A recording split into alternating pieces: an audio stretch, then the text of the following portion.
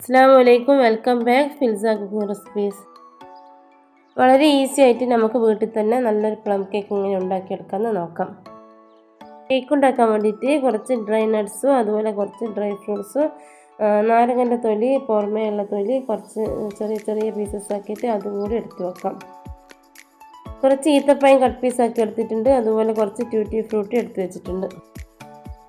ഒരു കപ്പ് പഞ്ചസാര ആദ്യം തന്നെ നമുക്കിത് മെൽറ്റ് ചെയ്തെടുക്കാം. അതിന് വേണ്ടി ഒരു പാനിലേക്ക് ഒരു കപ്പ് പഞ്ചസാര ഇട്ട് കൊടുത്തിട്ട് മീഡിയം ഫ്ലെയിമിൽ വെച്ച് കൊടുത്ത് ഇതുപോലെ നമുക്ക് മെൽറ്റ് ചെയ്തെടുക്കാം. അടിക്ക് പിടിക്കാതിരിക്കാൻ വേണ്ടിയിട്ട് ഇതുപോലെ കൈ വിടാതെ നമുക്ക് ഇളക്കി കൊടുക്കാം. ഇതുപോലെ ഇളക്കി കൊടുത്തിട്ട് കുറച്ചൊന്ന് പത വന്നു കഴിഞ്ഞാൽ നമുക്കിതിലേക്ക് ചൂടുവെള്ളം ഒഴിച്ച് കൊടുക്കാം. ഒരു 3/4 കപ്പ് ഇളം ചൂടുവെള്ളമാണ് ഞാൻ ഒഴിച്ച് കൊടുത്തിട്ടുള്ളത്. നല്ല ചൂടായതുകൊണ്ട് തന്നെ ഫ്ലെയിം ഓഫ് ചെയ്തിട്ട് കുറച്ചായിട്ട് നമുക്ക് ഒഴിച്ച് കൊടുത്തിട്ട് ഇതുപോലെ ഇളക്കി കൊടുക്കാം. ഫുള്ളായിട്ട് ഒഴിക്കണ്ട, കുറച്ചായിട്ട് ഒഴിച്ച് കൊടുക്കാം. ശേഷം ചെറിയ ഫ്ലെയിമിൽ ഈ വെള്ളം ഒന്ന് കുറച്ച് വറ്റുന്നത് വരെക്കും വെച്ച് കൊടുക്കാം. സെക്കൻഡ് സ്റ്റെപ്പ് ചെയ്യാം. അതിന് വേണ്ടി ഒരു പാനിലേക്ക് ഒരു കപ്പ് ഫുള്ളായിട്ട് പൈനാപ്പിൾ ജ്യൂസാണ് ഞാൻ ഒഴിച്ച് കൊടുക്കുന്നത്. ഇതിലേക്ക് 2 സ്പൂണ് പൈനാപ്പിൾ ജാം ഇട്ട് കൊടുക്കുന്നുണ്ട്. നിർബന്ധമില്ല, ഇട്ട് കൊടുത്തതിനാൽ കുറച്ചും കൂടി ടേസ്റ്റ് കിട്ടും.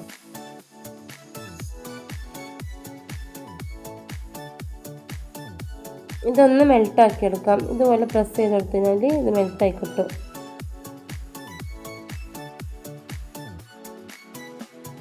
ഉണ്ടാക്കി വെച്ചിട്ടുള്ള ഷുഗർ സിറപ്പ് ഇതിലേക്ക് 3 ടേബിൾ സ്പൂൺ ഒഴിച്ച് കൊടുക്കാം.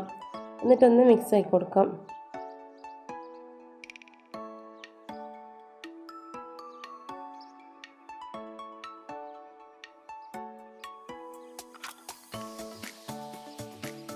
ശേഷം ഇതിലേക്ക് നമ്മൾ എടുത്ത് വെച്ചിട്ടുള്ള റൈസിന് അതുപോലെ ട്യൂട്ടി ഫ്രൂട്ടി ബദാമും കാഷ്യൂ നട്ട്സും അതുപോലെ ഈത്തപ്പഴം ഒക്കെ ഇട്ട് കൊടുത്തിട്ട് ഒന്ന് മിക്സ് ആക്കി എടുക്കാം. ഇതൊക്കെ ഇതിൽ കിടന്നൊന്ന് നന്നായിട്ട് വറ്റി വരണം കേട്ടോ. ഈ പൈനാപ്പിൾ ജ്യൂസിൻ്റെ ടേസ്റ്റൊക്കെ ഒന്ന് പിടിച്ച് കിട്ടാൻ വേണ്ടിയിട്ടാണ് ഇതുപോലെ ചെയ്യുന്നത്. ഇതിലേക്ക് ഞാൻ കട്ട് പീസാക്കിയിട്ടുള്ള ബദാമും കാഷ്യൂ നട്ട്സും ഇട്ട് കൊടുക്കുന്നുണ്ട്. ശേഷം ഓറഞ്ചിൻ്റെ പീലും കൂടി ഇട്ട് കൊടുത്തിട്ടൊന്ന് നന്നായി മിക്സ് ആക്കിയിട്ട് എല്ലാം കൂടി ഒന്ന് വറ്റിച്ചെടുക്കാം. ഇത്ര ആയാൽ മതി. ഇനി ഫ്ലെയിം ഓഫ് ചെയ്ത് കൊടുക്കാം. തേർഡ് സ്റ്റെപ്പ് ചെയ്യാം. അതിന് വേണ്ടിയിട്ട് ഒരു അരിപ്പയിലേക്ക് ഒരു 1.5 കപ്പ് മൈദ ഫ്ലോർ ഇട്ട് കൊടുക്കുന്നുണ്ട്. ഇതിലേക്ക് 1.5 ടീസ്പൂൺ ബേക്കിംഗ് പൗഡർ ഇട്ട് കൊടുക്കാം. ശേഷം ഒരു പിഞ്ച് ഉപ്പ് ഇട്ട് കൊടുക്കാം. കുറച്ച് ഗ്രാമ്പ്, കുറച്ച് പട്ട, കുറച്ച് ഏലക്കായ എന്നിവ കുറച്ച് പഞ്ചസാര ഇട്ടിട്ട് പൊടിച്ചെടുത്തത് ഞാനൊരു 2 ടീസ്പൂൺ ഇട്ട് കൊടുക്കുന്നുണ്ട്.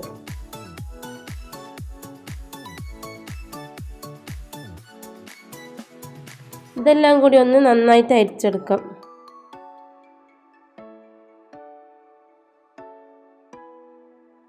അരിച്ചെടുത്തിട്ടുണ്ട്. ഇതിന് നമുക്ക് കുറച്ചങ്ങോട്ട് മാറ്റി വെക്കാം. അരിച്ചെടുത്തിട്ടുള്ള ഈ മൈദ മാവിൽ നിന്ന് ഒരു 3 ടേബിൾ സ്പൂൺ മൈദ ഫ്ലോർ ഇതിലേക്ക് ഇട്ട് കൊടുത്തിട്ട് ഈ നട്ട്സിലേക്ക് ഒന്ന് ഇട്ട് കൊടുത്ത് നന്നായിട്ട് മിക്സ് ആക്കി എടുക്കാം. ശേഷം ഒരു ഗ്ലാസ് ഫുള്ളായിട്ട് ഞാൻ പഞ്ചസാര പൊടിച്ചെടുക്കുന്നുണ്ട്. ഇനി 4ാമത്തെ സ്റ്റെപ്പ്, നമുക്ക് വലിയൊരു ബൗൾ എടുത്തിട്ട് ഇതിലേക്ക് ഒരു 100 ഗ്രാം ബട്ടർ ഇട്ട് കൊടുത്തിട്ടുണ്ട്. ഈ ബട്ടർ ഒന്ന് ബീറ്റർ വെച്ചിട്ട് ഒന്ന് നന്നായിട്ട് ബീറ്റ് ചെയ്തെടുക്കാം. ഇതിലേക്ക് ഒരു 4 മുട്ട ഇട്ട് കൊടുത്തിട്ട് നമുക്കിതും കൂടി ഒന്ന് ബീറ്റ് ചെയ്തെടുക്കാം.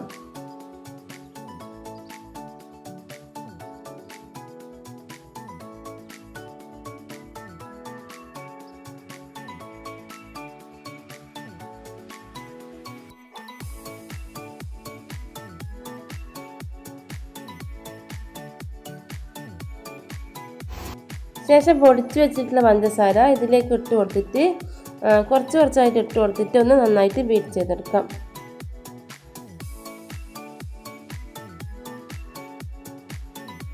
നേരത്തെ ഉണ്ടാക്കി മാറ്റി വെച്ചിട്ടുള്ള ഈ കാരമൽ ഷുഗർ സിറപ്പ് ഇതിലേക്ക് ഒഴിച്ചു കൊടുക്കാം.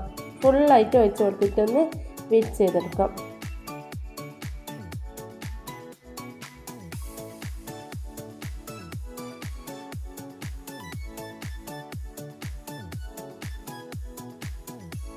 ഇതിലേക്ക് 1.5 ടീസ്പൂൺ വാനില എസൻസ് ഒഴിച്ച് കൊടുക്കുന്നുണ്ട്. എന്നിട്ട് എല്ലാം കൂടി ഒന്ന് നമുക്ക് ബീറ്റ് ചെയ്തെടുക്കാം.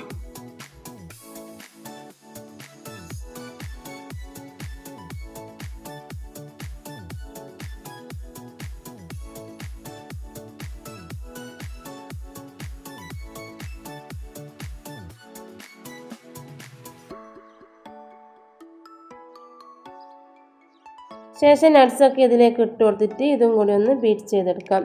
ഇത് ഒട്ടിപ്പിടിച്ചതുപോലെയുള്ളത്, ഇത് വേറെ വേറെ കിട്ടാൻ വേണ്ടിയിട്ട് നമുക്ക് ബീറ്റ് ചെയ്തെടുക്കാം.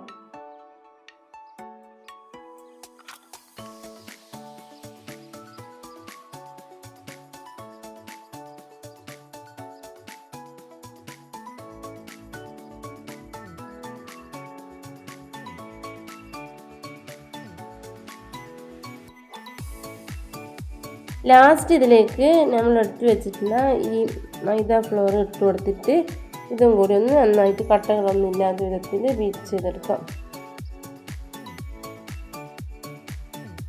കുറച്ചും കൂടി ഷുഗർ സിറപ്പ് ഞാൻ ഇതിലേക്ക് ഒഴിച്ച് കൊടുത്തിട്ടൊന്ന് മിക്സാക്കി എടുത്തിട്ടുണ്ട് കേട്ടോ. ഇവിടെ റെഡി ആയിട്ടുണ്ട്. ഞാനൊരു മോൾഡ് എടുത്ത് വെച്ചിട്ടുണ്ട്. ഇതിലേക്ക് ബട്ടർ പേപ്പറൊക്കെ വെച്ച് കൊടുത്ത് കുറച്ച് ഗീയൊക്കെ പരട്ടി കൊടുത്തിട്ടുണ്ട്. ഇതിലേക്ക് ബാറ്റർ വെച്ച് കൊടുക്കാം. കട്ടകളില്ലാതിരിക്കാൻ വേണ്ടിയിട്ട് ഒന്ന് ടാപ്പ് ചെയ്ത് കൊടുക്കാം. ഇതിലേക്ക് കുറച്ചും കൂടി ബാറ്റർ വെച്ച് കൊടുത്തിട്ട് ഒന്നും കൂടി ടാപ്പ് ചെയ്തെടുക്കുന്നുണ്ട്.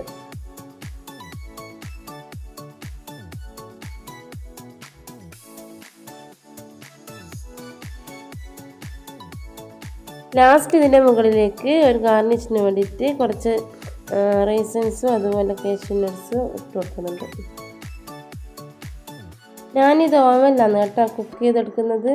അതുകൊണ്ട് തന്നെ 150 ഡിഗ്രി സെൽഷ്യസിൽ ഓവൻ പ്രീ ഹീറ്റ് ചെയ്യാൻ വേണ്ടി വെച്ച് കൊടുത്തിട്ടുണ്ട്.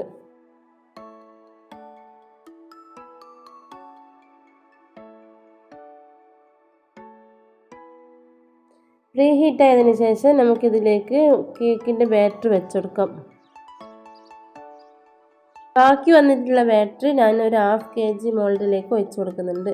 ഇത് മൊത്തത്തിൽ 1.5 കിലോ കേക്കിൻ്റെ ബാറ്ററാണ് കേട്ടോ ഞാൻ തയ്യാറാക്കിയിട്ടുള്ളത്. രണ്ടാമത്തെ മോൾഡും കൂടി ഇതിലേക്ക് വെച്ച് കൊടുത്തിട്ട് ഓവൻ ഒന്ന് അടച്ചു കൊടുക്കാം. ശേഷം ഞാനിതിൽ 130 ഡിഗ്രി സെൽഷ്യസിലാണ് വേവിച്ചെടുത്തിട്ടുള്ളത്. ഒരു 60 മിനിറ്റാണ് വേവിച്ചെടുത്തിട്ടുള്ളത്. 60 മിനിറ്റ് വേവിക്കണമെന്നില്ല. എൻ്റെ ഈ ഓവന് കുറച്ച് ഹീറ്റ് ആയതുകൊണ്ട് തന്നെ കുറച്ച് കൂടുതൽ സമയം എടുത്തുപോയി. കേക്ക് കുക്കായിട്ടുണ്ടെന്നാണ് തോന്നുന്നത്. നമുക്കിതൊന്ന് കുത്തി നോക്കാം. ഇതാ നന്നായിട്ട് കുക്കായി വന്നിട്ടുണ്ട്. ഒട്ടിപ്പിടിക്കുന്നൊന്നുമില്ല. നമുക്കിതിനെ ഒന്ന് സെർവിങ് പ്ലേറ്റിലേക്ക് മാറ്റി കൊടുക്കാം. കേക്ക് ഒന്ന് ഡീമോൾഡ് ചെയ്തെടുക്കാം. ഇത് കണ്ട ഒട്ടിപ്പിടിക്കാണ്ട് ബട്ടർ പേപ്പറൊക്കെ ശരിക്ക് കിട്ടുന്നുണ്ട് കേട്ടോ. അടിക്കൊന്നും പിടിച്ചിട്ടില്ല. നന്നായിട്ട് കുക്കായി വന്നിട്ടുണ്ട്. കേക്ക് നിങ്ങൾക്ക് ഇത്ര ഡാർക്ക് ആവണ്ടെന്നുണ്ടെങ്കിൽ ഒരു 50 മിനിറ്റ് വെച്ചിട്ട് എടുത്താൽ മതിയാവും. 1 മണിക്കൂർ വെക്കേണ്ട ആവശ്യമില്ല. കട്ട് ചെയ്ത് നോക്കിയപ്പോൾ ഇത് കണ്ട നല്ല സോഫ്റ്റ് കേക്കാണ് കിട്ടിയിട്ടുള്ളത്.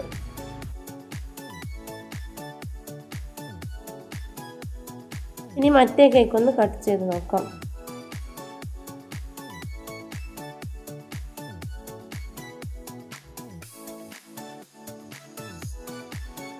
ഇതും നല്ല സോഫ്റ്റ് കേക്കായിട്ട് തന്നെയാണ് നമുക്ക് കിട്ടിയിട്ടുള്ളത്. ഇതിൻ്റെ ഒരു ടെക്സ്ചർ കണ്ട നല്ല സോഫ്റ്റായിട്ട് കിട്ടിയിട്ടുണ്ട് കേട്ടോ കേക്ക്. നിങ്ങൾ ഇതുപോലെ ഉണ്ടാക്കി നോക്കൂ. നിങ്ങൾക്ക് ഇത്ര ബ്രൗൺ ആവണ്ടെന്നുണ്ടെങ്കിൽ കുറച്ച് മുമ്പേ എടുക്കുക കേട്ടോ കേക്ക്. നിങ്ങൾക്ക് എൻ്റെ ഈ റെസിപ്പി ഇഷ്ടപ്പെട്ടെങ്കിൽ സപ്പോർട്ട് ചെയ്ത് സബ്സ്ക്രൈബ് ചെയ്യാൻ മറക്കരുത്. Thanks for watching.